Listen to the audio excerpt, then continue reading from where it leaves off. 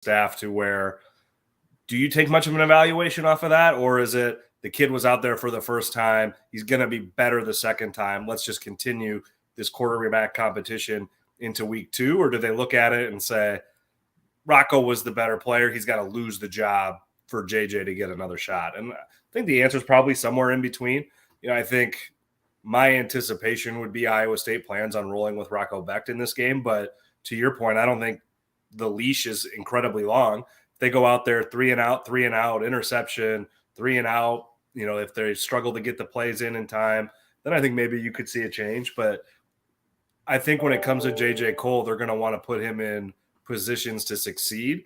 And, throwing him in after a so-so or nondescript debut, throwing him in the Cyhawk game against a really good defense is probably a pretty tough position to go in, especially when, Becht was serviceable. Like, he looked like a Big 12 quarterback, and that's not a slight to say that's where the ceiling is. It's just when you run pretty bland offense against an FCS team, it's hard to get too excited or, even go the other way to get too pessimistic about like JJ Cole, who was 4 or 5 for 3 yards or something like that. So it's just hard to draw much from it other than a comfort level that I think Rocco Becht clearly was much further ahead, as you would imagine, than JJ Cole.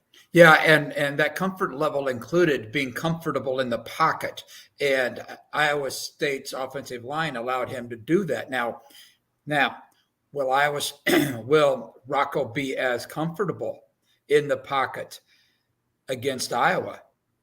I don't know. I mean, Iowa's going to bring it. I mean, pretty much guaranteed that, or at least they'll be in the backfield, and they'll try to make Rocco feel uncomfortable, just like good defenses do against every quarterback. They want to get him off his game sometime, whether it's physically or mentally, and that's going to be something that Iowa is going to try to do, and that's why one of the reasons, at least throwing last week to the tight ends so many times. Tight ends had half of Iowa State's caught half of Iowa State's 14 passes last week.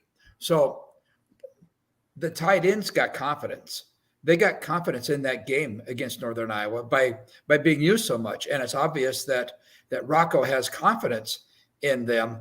But there were times I asked Rocco about this Tuesday.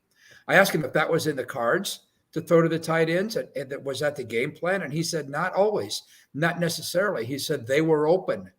And so I don't know whether that means if Rocco's giving up on the pocket too soon, if Rocco's giving up on Jalen Knoll or Higgins or Dimitri Stanley or any of the receivers. I don't know whether he's giving up on them too soon, but certainly he saw the tight ends open and he hit them, which may end up being a good thing against Iowa, because I'm not certain you're going to have all day to pass like he did against Northern Iowa. I think it's going to be one of those things where if Iowa State moves the ball, if they're fortunate enough to move the ball against the Hawks, it's going to be just the chunk plays, the short yardage plays that move the chains, very similar to what we saw in the 99-yard drive. I'm certainly not predicting another 99-yard drive. That was a generational drive.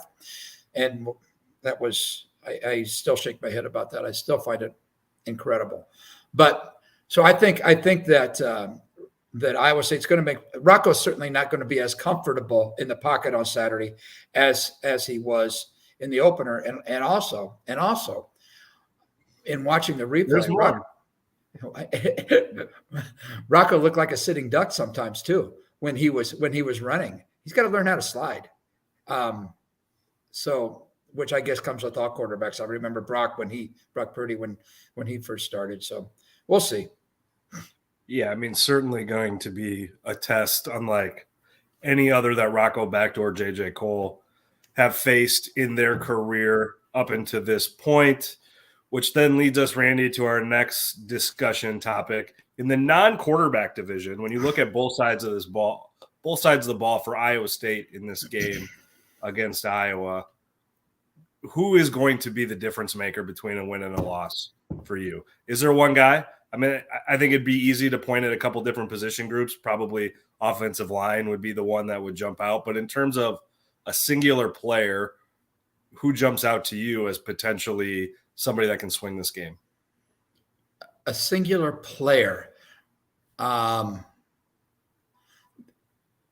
wish I could say special teams. Okay, a singular player. We've seen what Jeremiah Cooper can do with 2 interceptions. Cornerback who had a 58-yard pick six against Northern Iowa, and then had another one later in the game. I'm guessing that Iowa's going to be very cognizant of him, which may open up some of the other defensive backs. I'm going to say TJ Tampa. I'm going to say TJ Tampa because if in fact Cade McNamara is as less than 100% mobile as we've been hearing out of Iowa City, then it sounds to me like he's not going to be doing a whole lot of stuff outside the pocket, which to me means he's either going to be throwing the ball down the field or to the tight ends, or he's going to be handing it off.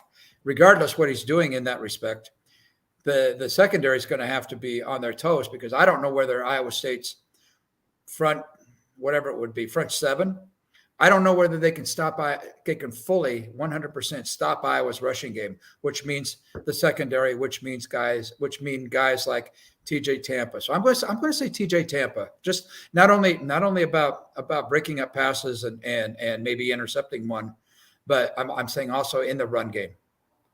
Yeah, I'm going to go on the other side of the ball. I think TJ is a good pick, but I'm going to go on the other side of the ball. And, you mentioned that 99-yard drive a year ago from Iowa State. My thought after watching that Iowa State team on Saturday, not have a drive longer than I think 7 plays.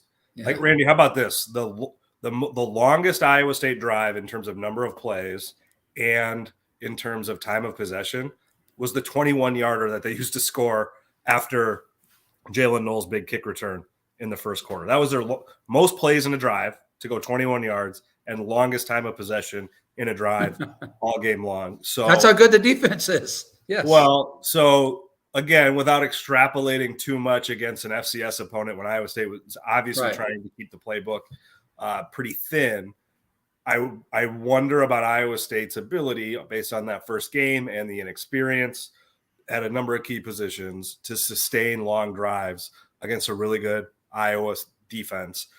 So if Iowa State is going to have success offensively under this theory, it might need explosive plays. It might need the big plays. It might need the big home run plays. And I think the guy that we saw flash the potential of that on Saturday against UNI was Abu Sama.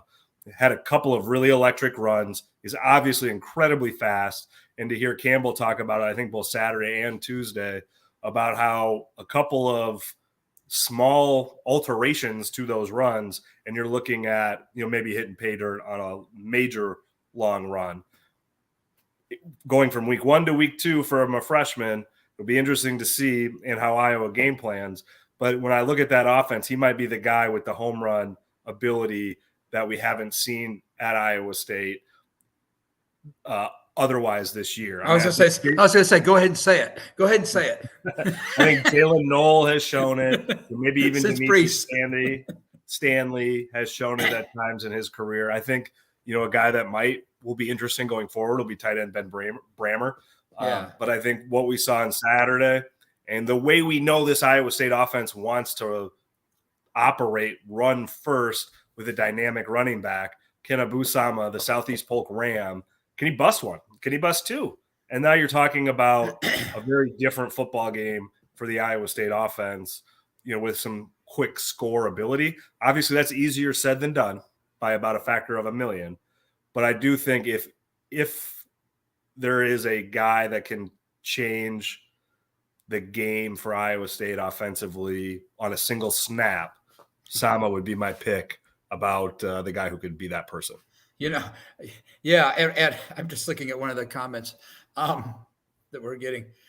One of his former teammates, Wampa is going to be playing on the other side of the ball for Iowa. But as our Altoona correspondent, pretty disappointing you didn't write about that already. Yeah, I know. Sorry, I missed that one. Sama's going to play. He's going to play a lot, because more than he did last week, because Campbell said after Saturday's game, or he said Tuesday, whenever, that Eli Sanders was hurt. So, and then I've since heard that he's not been practicing. So I'm assuming he's not playing this week, which is too bad, because he was hurt. He was banged up last year, as the whole running back room was banged up last year. So for Iowa State, I hope this isn't a sign of bad things to come in the running back room. But yeah, you're right. You're right about Sama. He is. He's got that explosiveness that we've not seen. And I'm not comparing him to Brees. Do not get me wrong. But he's got this hasn't been that much of a sample size either. But certainly nobody since Brees has had that kind of breakout, that's just all of one season. But nonetheless, if he can somehow find a crease, just wiggle open a little bit, I'd be curious. I'd really want to see what he can do with the ball, because Iowa State, if game one is to be believed, even if Iowa State's offense does bog down after, if they get the ball down fairly deep in Iowa's territory, I feel more confident this year after seeing Chase Contreras just once. I still feel more confident in him making a field goal. So yeah, I agree with that's a good pick. Is Abu, kind of a surprise pick, but it's interesting that that you share that same feeling on him that I certainly do. He's going to be good, and his backstory is incredible, and he's got a wonderful future right now, I think. Yeah, I mean, they got to put it together, but obviously when you look at the history that Campbell has with running backs, going back to Toledo with NFL running back after NFL running back, and when you see a spark like Cartavius Norton had against SEMO a year ago, like Abu Sama did against Northern Iowa last week, makes your eyebrow raise up. What did they see in their evaluation of this guy that is now showing itself, in a very, nascent stage that could lead one of these guys to be that next guy. I mean, I think you got to be feeling pretty excited about that running back room if you're an Iowa State fan, and confident about it if you're Matt Campbell, because it does seem like, again, they got to sustain it, cultivate it, and be consistent with it over the course of, a game, a season, and a career. But, certainly the electricity was there to get your attention and make you wonder what the future is going to hold for Sama. And I still think that about Cartavius Norton too, after what we saw last year and him never being healthy. But Randy, you brought up special teams. Let's talk a little special teams. They were pretty good Saturday against UNI. Are we believers in the Jordan Lang's special teams coordinator renaissance at Iowa State? Is it too early to tell? Is there somewhere in between about this suddenly becoming like Virginia Tech under Frank Beamer, that special teams is going to rule the day?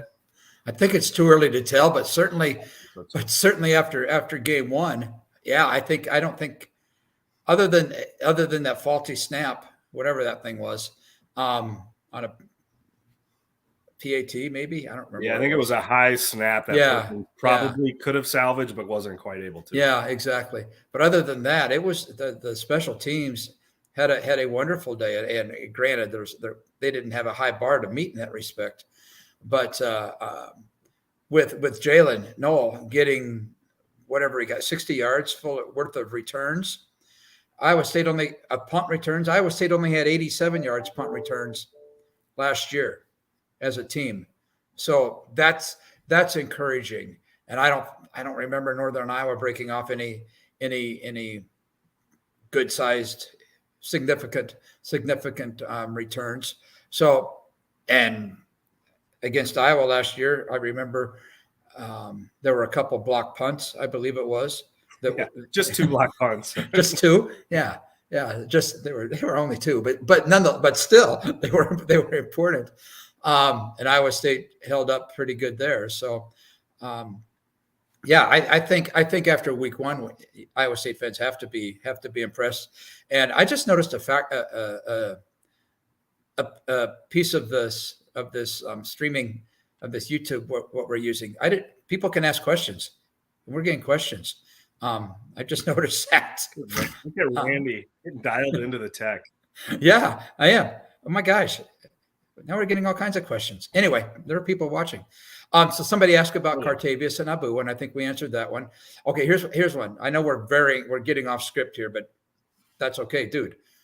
We got to take care of our people. Somebody, Mark wants to know if something about the punts. It says Iowa won't be drilling long, low punts. So there'll be less opportunities to make returns, which I get that. Tory Taylor is the best punter on the planet, and I don't care what division what level you're talking about. So yeah, that's true. We may not see punt returns. Then again, we may see Tory Taylor bomb one so far that he outkicks his coverage, and we've all seen what's going to happen. What can happen there in those situations. So, that's going back to the special teams now. I think that special teams are going to be huge, and on the other side as well. Iowa Iowa's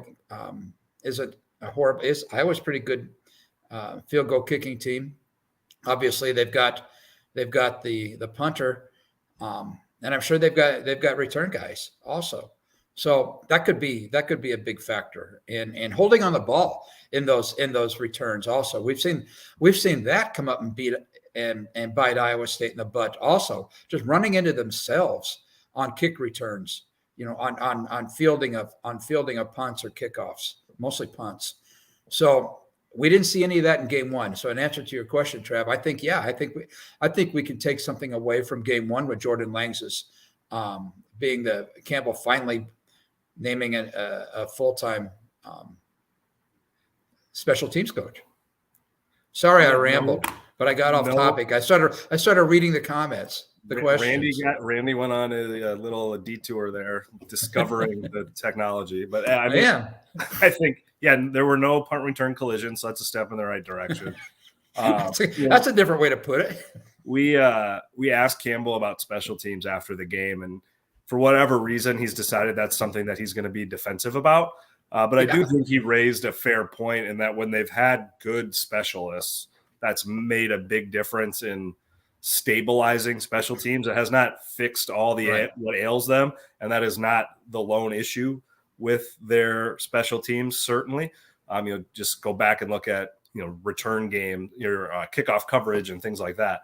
But I do think he's right in that when their specialists are good, that helps to raise the bar.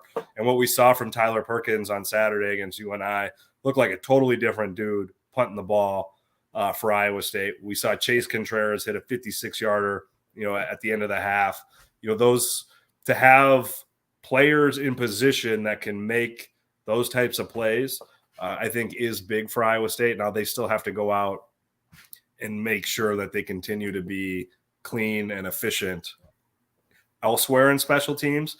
But to have a couple of guys that after week one, again, who knows where this goes from here, but after week one that look like competent and maybe even elevated specialists at those positions can make a huge difference, certainly in a low possession game that we are anticipating this game on Saturday to be.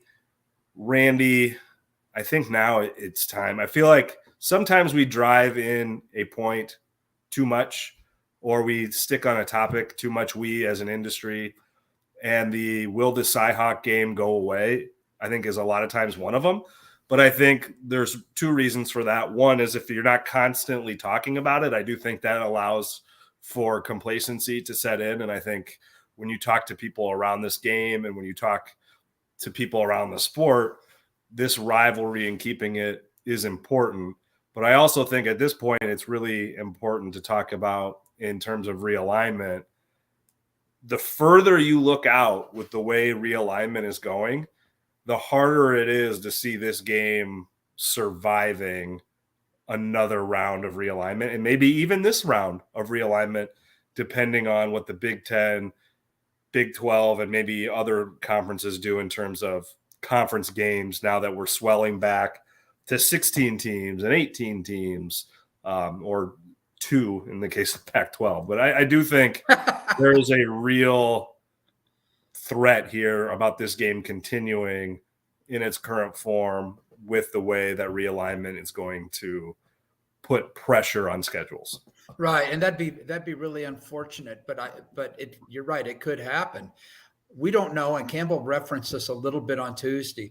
We don't know how many once all this current round settles, we don't know how many conference games that everybody's going to be playing. I mean, right now Iowa State or the Big 12 plays 9 conference games. And there's 9 conference games during a 12-game regular season. Now, if they played 10, if they raise that to 10, or Campbell even mentioned 11, which I don't see happening, but possibly, who knows? Let's say they raise it to 10, and obviously victories to get to the postseason are very important. So you raise it to 10, Iowa State and Iowa would be playing 11 Power 5 games opponents, if in fact they keep the Cyhawk game. I don't know whether they're going to want to do that. I don't know, because they're going to want to go out and schedule lower opponents. And what's this do for Northern Iowa if in fact Cyhawk goes away? That could be tough too. So it's all going to be about the scheduling. And we'll see how many conference games these mega conferences end up playing, or maybe they just end up playing everybody within their own conference or division or whatever it is they call it, and just have an overall record. And with the college football playoffs expanding to 12 eventually coming up very soon, the whole college football landscape is changing. But I certainly hope that somehow there's a place for this game. There's going to be, I would say 40,000, 25 to 40,000 people tailgating who aren't even going to have tickets to go into the game. They just go up there to be part of it. And I'm not counting the politicians. They're just going to be up there to be part of it. And that always happens, whether it's in Ames or whether it's in Iowa City. What's this game mean for the communities? This game means a lot for both communities. But I don't know how much that's going to be important to people who make schedules down the road, because college football and college sports in general has turned into more of a big buck business than ever before. So I fear for this game, but I certainly hope there's a place for it. Yeah, I think the threats to the game are multiple, and I think the immediate term would be the leagues going and adding another conference game, and Iowa and Iowa State looking at it and saying we can't make it work with playing another Power 5 opponent. And I think they can make the gate work in terms of home and away, because I think historically the two schools, for whatever the rivalry is, have worked well together to schedule things out and make things work. I mean, just look back to the game getting canceled in 2020.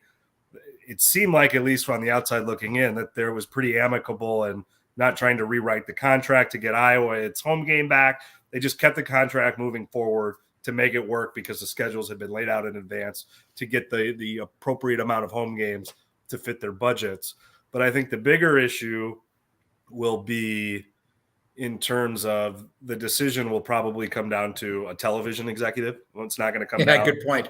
to to Iowa or Iowa State. And I say that in that the ESPN, Fox, and whoever else is involved here are paying the money that they're paying for college football right now, not for Iowa and Utah State and Iowa and Iowa State. They're paying for the big brand games. And whatever jokes you want to make about an Iowa State game being between big brand games, It's two Power 5 teams playing in a hotly contested rivalry in always sold out stadiums with great atmospheres. That makes for great TV.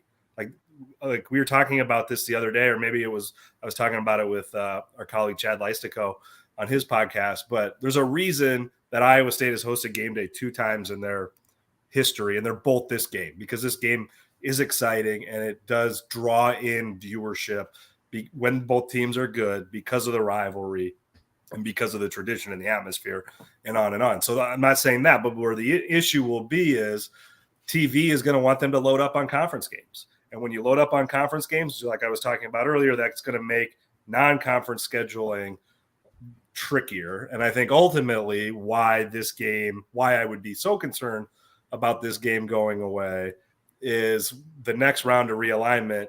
Is it going to be wholesale in that the Big Ten and SEC break away, or there is a complete restructuring of conferences to where this looks more like NFL light with 30 teams or maybe 60 teams or whatever it is? And in that scenario, in 30-team scenario or 35-team scenario, is Iowa State included in that?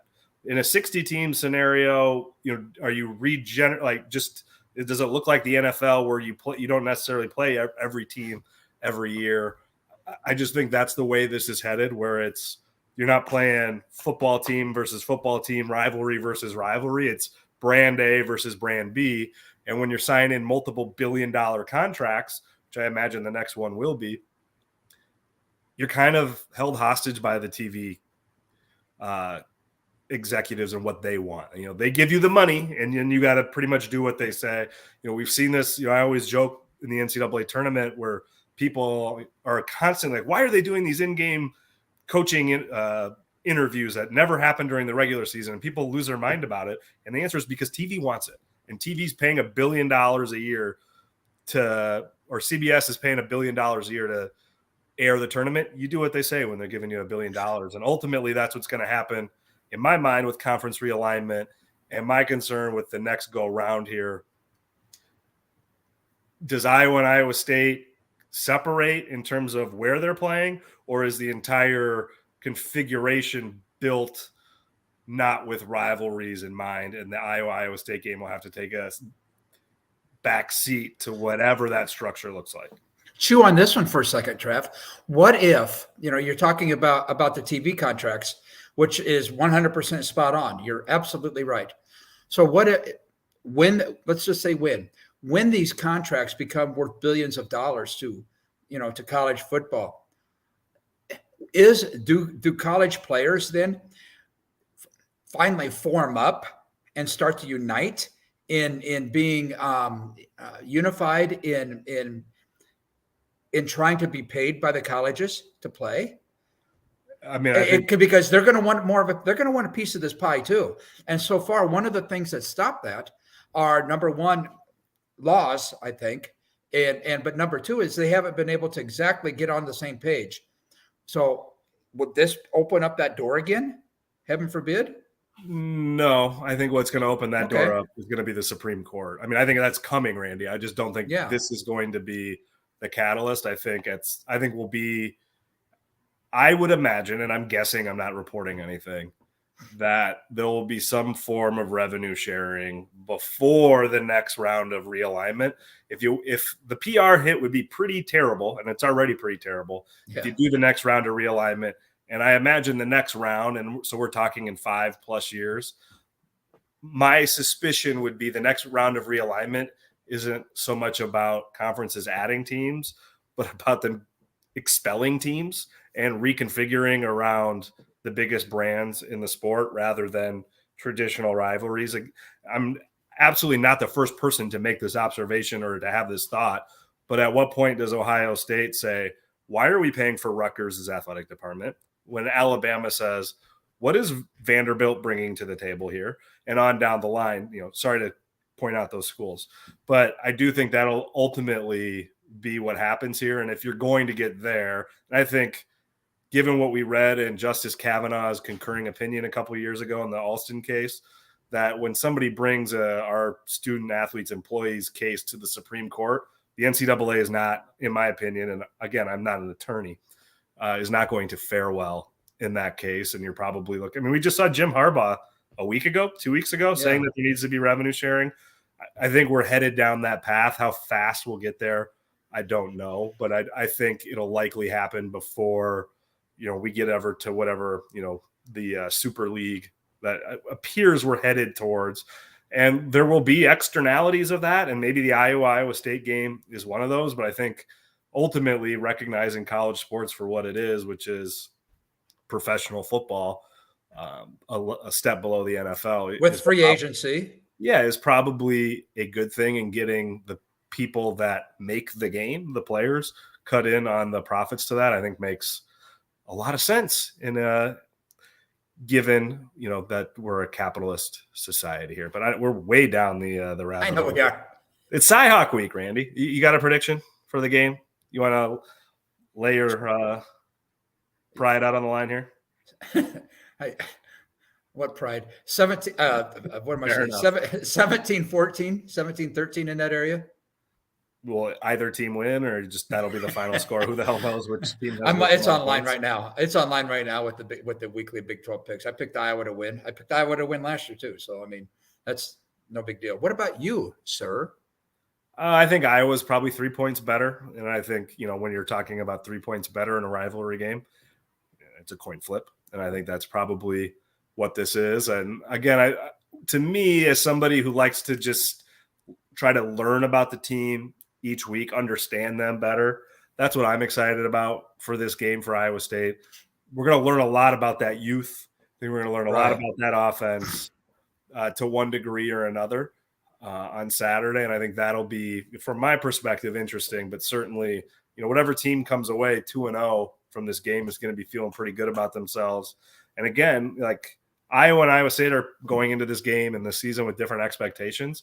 But just like last year, Randy, where Iowa State was 3-0, I mean, in the non-conference, if you win on Saturday, if you're Iowa State, that puts 3-0 in the non-conference on the table, and you're halfway to a bowl game. Now, obviously, that wasn't enough last year for a team that went 1-8 in the Big 12, but that's a hell of a head start. Even last year, they weren't able to complete the journey, but getting to 3 wins before the calendar says October, that is quite the head start, and it absolutely puts a bowl game on the table. Where you lose on Saturday if you're Iowa State, now you got to jump on a plane and go to Athens, Ohio, and play a road game coming off a letdown. That's not a great situation to be in. So I'm going to break some news here, Randy, and I'm going to say for Iowa State, winning would be a lot better than losing on Saturday. I thought you were really going to break news. Yeah, whoa. That's what are you keeping from me? Yeah, but So once we get to this level of analysis, it's probably best to call it a show. He's Randy Peterson. I'm Travis Hines. This has been the Cyclone Insider podcast and live stream from the Des Moines Register. Be sure to check out DesMoinesRegister.com the rest of the week and certainly all weekend long for all the Cyhawk content your heart could desire, both from Randy Peterson and I and our colleagues in Iowa City. Thanks for listening. Thanks for watching, and we'll catch you next time.